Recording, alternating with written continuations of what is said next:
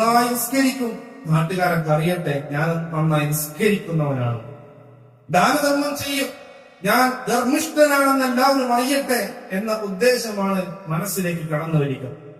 ദീനി രംഗത്തൊക്കെ പ്രവർത്തിക്കുമ്പോ ഞാൻ നന്നായി പ്രവർത്തിക്കുന്നവനാണ് എന്ന ഒരു ചിന്തയാണ് കടന്നു വരിക.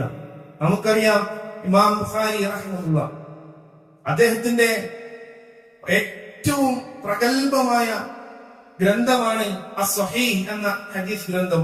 ഇമാം ബുഖാരി റഹിമഹുല്ലാഹയുടെ സഹീഹുൽ ബുഖാരി, വിശുദ്ധ ഖുർആൻ കഴിഞ്ഞാൽ അസഹ്ഹു കിതാബ് ബഅദ കിതാബില്ലാഹ് എന്ന് വിശേഷിപ്പിക്കപ്പെട്ട ഗ്രന്ഥമാണ് സഹീഹുൽ ബുഖാരി. ആ സഹീഹുൽ ബുഖാരിയിലടക്കം മറ്റു പല ഒരുപാട് ഹദീസ് ഗ്രന്ഥങ്ങളിലടക്കം ആദ്യമായി കൊണ്ടുവന്ന അവർ ഉദ്ധരിച്ച ഹദീസ് മഹാനായ ഖലീഫ ഉമർ ഇബ്നുൽ ഖത്താബ് റളിയല്ലാഹു അൻഹുവിൽ നിന്നും ഉദ്ധരിക്കപ്പെടുന്ന ഹദീസാണ്. ഏതാണത്?